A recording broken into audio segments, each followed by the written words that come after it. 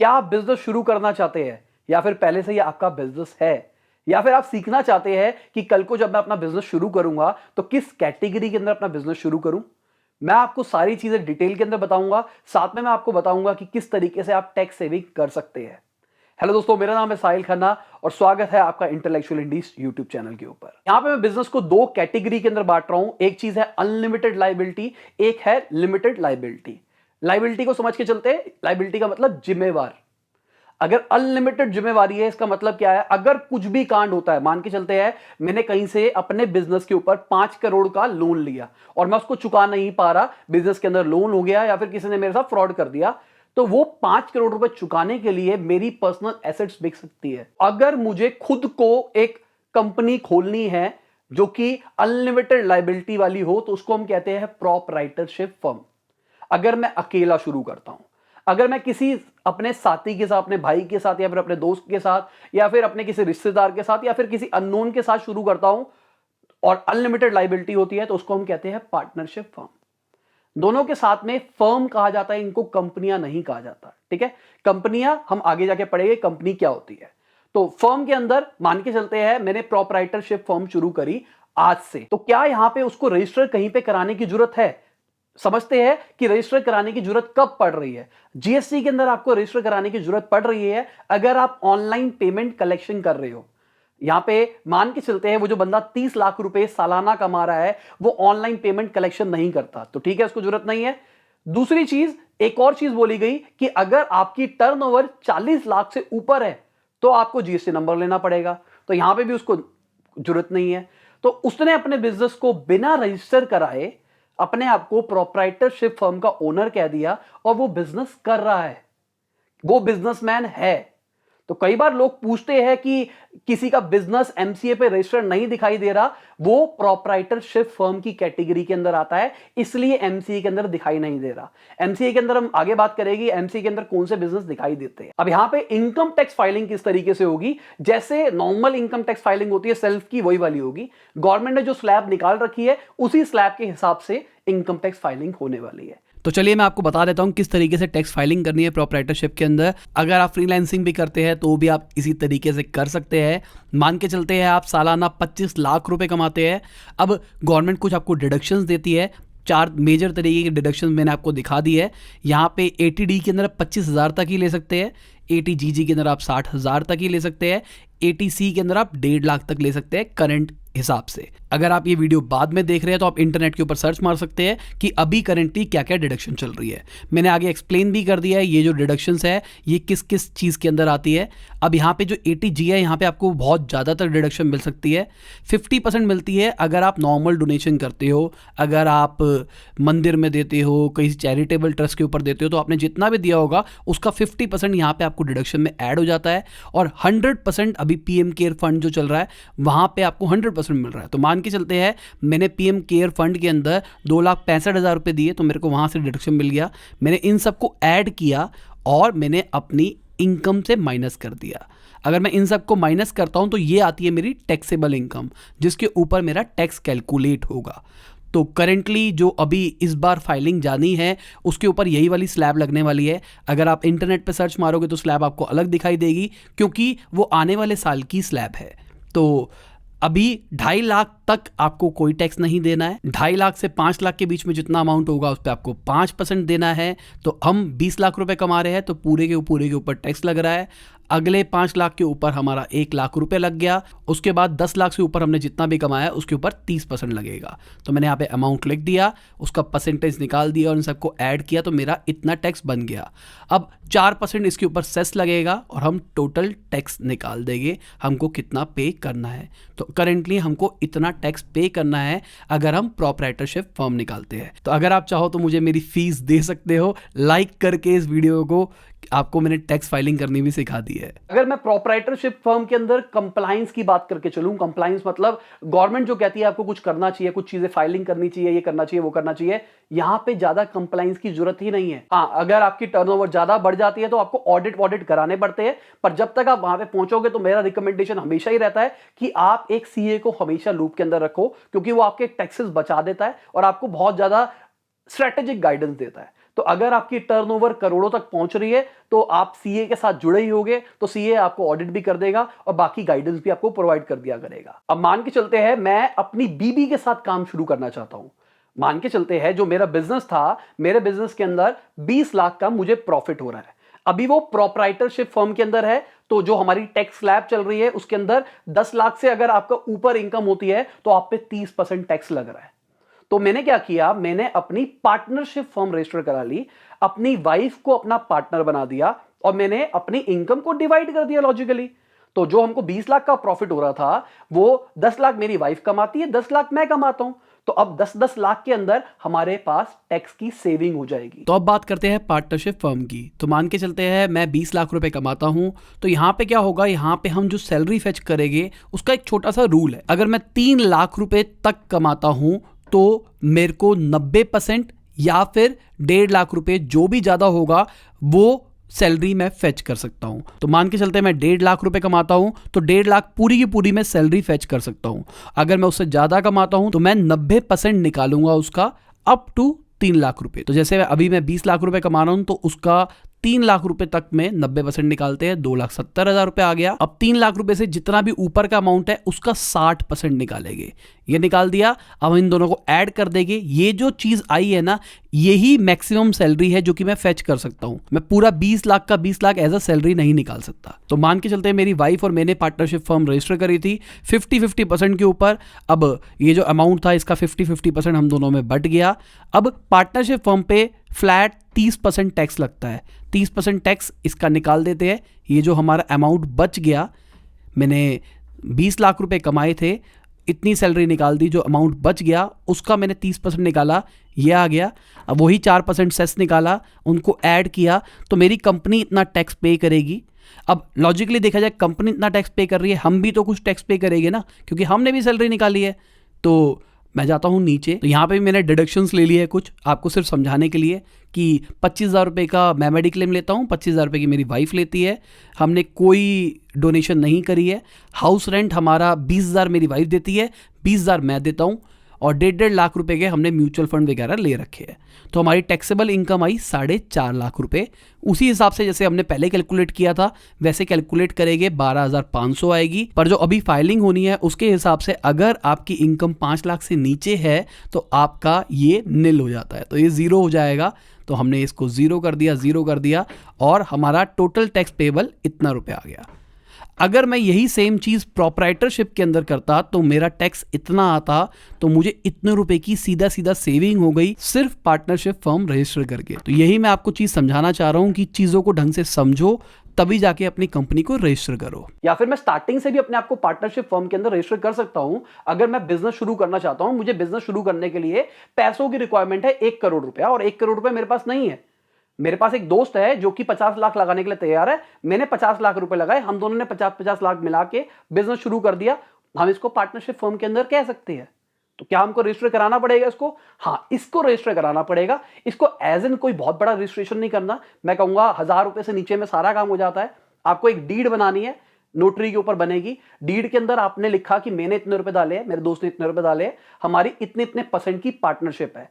कल को जो प्रॉफिट होगा वो उस तरीके से बटेगा, आपके पास रिटर्न फॉर्म के अंदर सब कुछ रहेगा। अब यहां पे अभी भी अनलिमिटेड लायबिलिटी है। अब मान के चलते हैं मैंने 20 लाख रुपए लगाए थे और मेरा जो पार्टनर था उसने 80 लाख रुपए लगाए थे, और हमने 80-20 के परसेंटेज शेयरिंग करी थी कि भाई 80% तू रखियो, 20% मैं रखूंगा।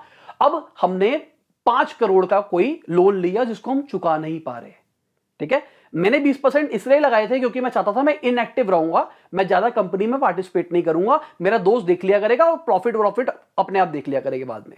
पर उसने जो 5 करोड़ का लोन नहीं चुका पाया, उसकी वजह से क्या हुआ, अब सबसे पहले तो कोशिश करेंगे कि वो 80% उससे पैसा ले, 20% मेरे से ले। पर अगर उसके पास 80% पैसा नहीं है तो मेरे से पैसा लिया जाएगा। मान के चलते हैं 5 करोड़ का हमने लोन लिया था, अब वही बांट के चल रहे हैं 80-20 के हिसाब से। तो 1 करोड़ रुपया मुझे देना पड़ेगा, 4 करोड़ रुपया मेरे दोस्त को देना पड़ेगा लॉजिकली के हिसाब से।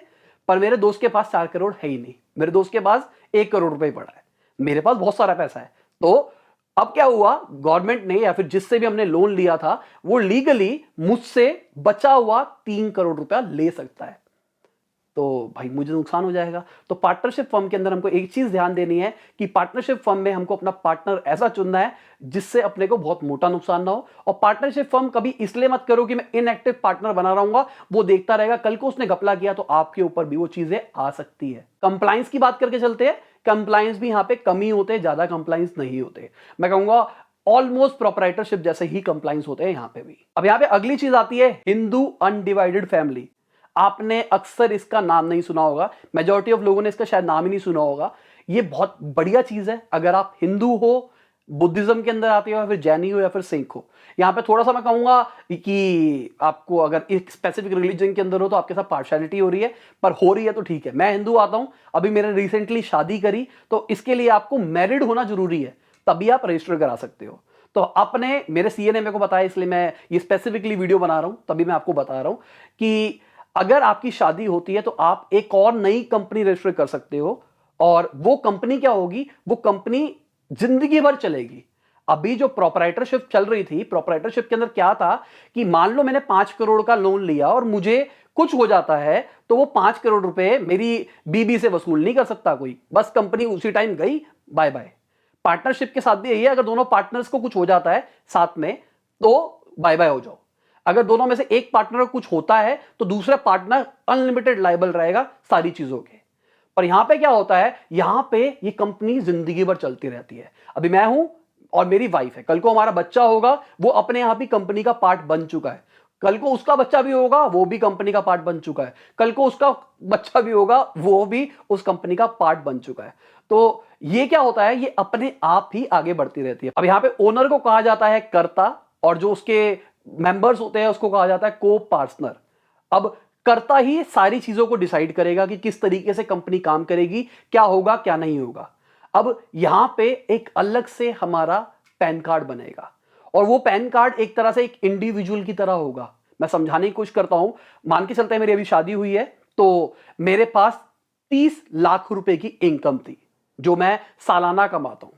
तो मैंने आपको बोला 10 लाख से ऊपर हमको ज्यादा टैक्स देना पड़ रहा है, तो मैंने क्या किया, अपने 10 लाख रखे, 10 लाख अपनी वाइफ के रखे, और 10 लाख की एक और कंपनी बना दी जो मैंने आपको बताया, उसको मैंने 10 लाख रुपए ट्रांसफर कर दिए।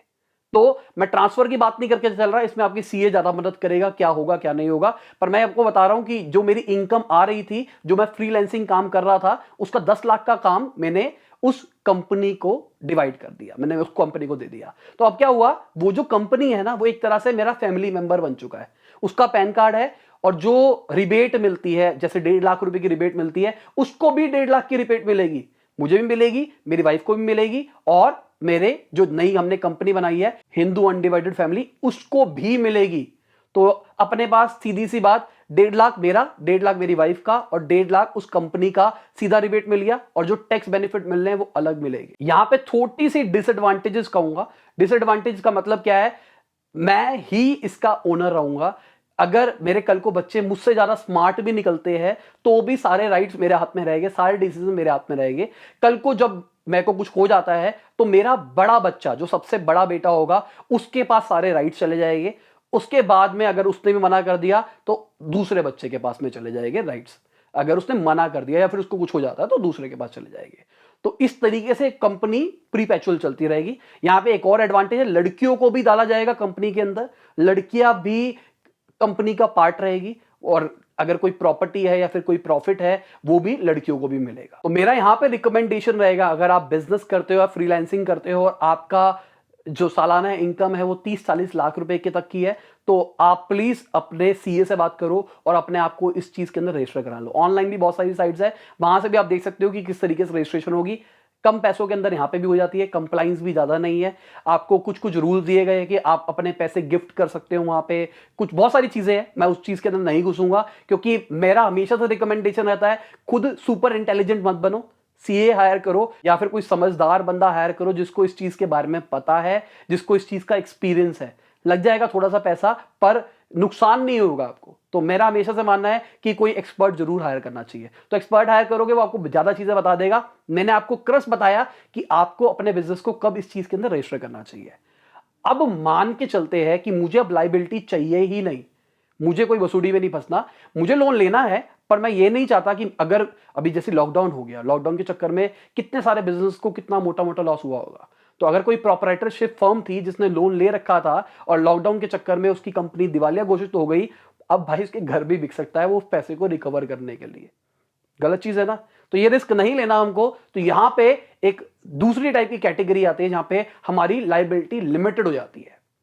लिमिटेड लायबिलिटी का मतलब क्या हुआ, हमने एक कंपनी रजिस्टर कराई, लॉजिकली इसी को कंपनी कहा जाता है। जो मैंने प्रोपराइटरशिप की बात करके चली थी वो फर्म होती है।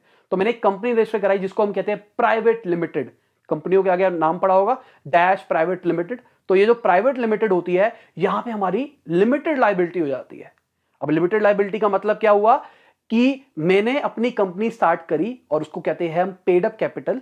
मैंने 1 लाख रुपए से कहा कि मेरी paid up capital is 1 lakh rupees. इसका मतलब है अगर कल को कोई भी बसूड़ी पड़ती है, कुछ भी कांड होता है, तो हम 1 लाख रुपए से ऊपर पैसा नहीं देंगे।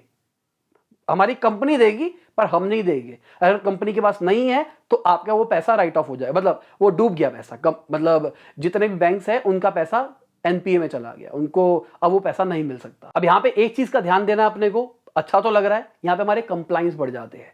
कंप्लाइंस के चक्कर में सालाना खर्चे बढ़ जाते हैं। अगर आपको लगता है कि आपको बिजनेस में लोन लेना है, आपको बिजनेस में रिस्क नहीं डालना, उसके लिए आप एक्स्ट्रा खर्च करने के लिए तैयार हो, तब जाके आप अपने बिजनेस को प्राइवेट लिमिटेड रजिस्टर कर सकते हो। प्राइवेट लिमिटेड के लिए मिनिमम 2 डायरेक्टर होने चाहिए। डायरेक्टर का मतलब जो कंपनी को संभालेंगे, जो गवर्न करेंगे। और यहां पे मैक्सिमम 200 शेयर होल्डर्स हो सकते हैं। शेयर होल्डर का मतलब वो कंपनी के पार्टनर्स है, मतलब प्रॉफिट शेयरिंग उनके साथ में होगी। यहां पे एक चीज है, डायरेक्टर और शेयर होल्डर्स अलग अलग हो सकते हैं। डायरेक्टर एक तरह का स्कूल का प्रिंसिपल है और शेयर होल्डर्स मतलब वो स्कूल का मालिक है, ये मान के चलो। अब स्कूल का मालिक स्कूल का प्रिंसिपल हो सकता है, पर जरूरी नहीं है कि स्कूल का मालिक स्कूल का प्रिंसिपल हो। अब यहां पे कई लोगों का दिमाग चमक गया होगा कि भाई 200 शेयर होल्डर्स बना सकता हूं, इसका मतलब मैं फंडिंग भी रेज कर सकता हूं। बिल्कुल कर सकते हो। अगर आप फंडिंग रेज करना चाहते हो तो आपको अपने बिजनेस को प्राइवेट लिमिटेड ही कराना पड़ेगा और कहीं पे भी आप अपने शेयर्स को बेच नहीं सकते, अपने शेयर्स को नहीं निकाल सकते। तो यहां पे क्या हुआ, आपके पास 200 शेयर होल्डर्स की कैपेसिटी है, तो 200 बंदे आपकी कंपनी के अंदर पार्टनर या फिर इन्वेस्ट कर सकते हैं। यहां पे एक और चीज चलती है, वो आजकल जो आप देख रहे होगे ईसॉप करके जो होता है, इंप्लॉय स्टॉक ऑप्शन। अभी इंप्लॉय स्टॉक ऑप्शन का मतलब क्या हुआ, मैंने अपने इंप्लॉय को 0.1% अपना शेयर दे दिया कंपनी का। अब वो कंपनी में जान लगा के काम करेगा, सैलरी तो मिल रही है उसको, अब वो कंपनी में और जान लगा के काम करेगा, क्योंकि उसको पता है कि कंपनी का 0.1% मेरे पास है। कल को ये कंपनी अगर खरबपति बन गई, इस कंपनी की वैल्यूएशन 1 लाख करोड़ पे हो गई, तो मेरा 0.1 बहुत ज्यादा हो जाएगा। उतना पैसा मैं जिंदगी में नहीं कमा सकता जितना पैसा मुझे इस 0.1% से मिल सकता है। तो जितनी स्टार्टअप्स होती है, जो नई नई कंपनियां शुरू होती है, वो ईसॉप के ऊपर इसलिए जाती है। 200 बंदों को हम पार्टनर डिवाइड कर सकते हैं। उन्होंने 50 बंदों को रख लिया कि 50 हम इन्वेस्टर्स रखेंगे अपने पास में। उन्होंने 150 बंदों के लिए ईसॉप रख दिया, अपने ऐसे इंप्लॉयज जो कि बहुत अच्छे थे, हम उनको उतना पैसा नहीं दे सकते, हमने उनको कुछ परसेंटेज दे दिया अपनी कंपनी का। अब वो पूरी जान लगा के काम करेगा और उनको भी पता है कल को अगर कंपनी हिट गई, कंपनी में बहुत प्रॉफिट हुआ, तो अपने को फायदा होने वाला है। टैक्स रेट की बात करके चले तो यहां पे 25% टैक्स लगता है, जो भी आपका नेट प्रॉफिट आता है उसके ऊपर।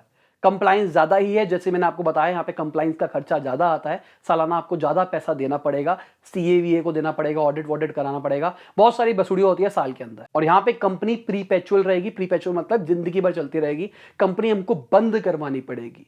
अगर मैं हिंदू यूनाइटेड फैमिली की बात करके चलूं, उसमें भी कंपनी प्रीपेचुअल है, पर उसको बंद करवा सकते हैं। अगर सारे मेंबर्स मिलते हैं, वो कहते हैं कि नहीं हमको कंपनी बंद करनी है, तो वो बंद करा सकते हैं।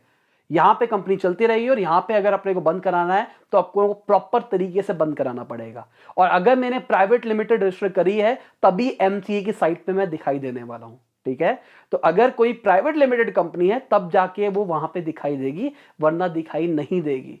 तो कई लोग कहते हैं कि भाई किसी बंदे का बिजनेस कह रहा है वो 2010 से कर रहा है या फिर 2005 से कर रहा है, पर एमसी की साइट पे वो दिखाई नहीं दे रहा, या फिर वो एमसी की साइट पे 2017 से दिखाई दे रहा है पर वो कह रहा है कि मैं 2005 से काम कर रहा हूं। क्योंकि एमसी की साइट पे तब से दिखाई दे रहा है जब से उसने अपने आप को प्राइवेट लिमिटेड कराया है, उससे पहले वो प्रोपराइटरशिप भी हो सकता था। अब यहां पे एक बहुत बड़ी प्रॉब्लम थी प्राइवेट लिमिटेड के अंदर कि मुझे मिनिमम 2 डायरेक्टर चाहिए, पर मुझे अगर डायरेक्टर 2 नहीं है मेरे पास, मैं अकेला शुरू करना चाहता हूं, मैं प्रोपराइटरशिप नहीं चाहता, मैं प्रोपराइटरशिप के रिस्क नहीं चाहता, पर मैं अपना कोई डायरेक्टर पार्टनर भी नहीं बनाना चाहता। तो यहां पे एक चीज आती है, उसको कहते हैं वन पर्सन कंपनी। अब वन पर्सन कंपनी का मतलब क्या हुआ, मैंने खुद से अपने आप से कंपनी शुरू कर दी। हाँ, मुझे अपना एक नॉमिनी बनाना पड़ेगा, और एक चीज का और है कि मैं एक ही वन पर्सन कंपनी बना सकता हूं। मैं प्राइवेट लिमिटेड बहुत सारी बना सकता हूं, कोई दिक्कत नहीं थी, पर मैं वन पर्सन कंपनी सिर्फ एक ही बना सकता हूं। प्रोपराइटरशिप के अंदर क्या है, प्रोपराइटरशिप के अंदर अगर मान के चलते हैं आप 5 तरीके के बिजनेस कर रहे हो अलग अलग अलग, वो सारे के सारे एक ही प्रोपराइटरशिप के अंदर आने वाले हैं। आप उनका नाम कुछ भी रख दो, पर जो टोटल प्रॉफिट आएगा आपके पास, उसके ऊपर टैक्स लगने वाला है, क्योंकि यहां पे कोई टैक्स बांटने का सिस्टम नहीं आ रहा। पर यहां पे क्या हो रहा है, यहां पे अपने अपनी लायबिलिटी को हटा दिया कि भाई अब मैं अपनी लिमिटेड लायबिलिटी रखने वाला हूं।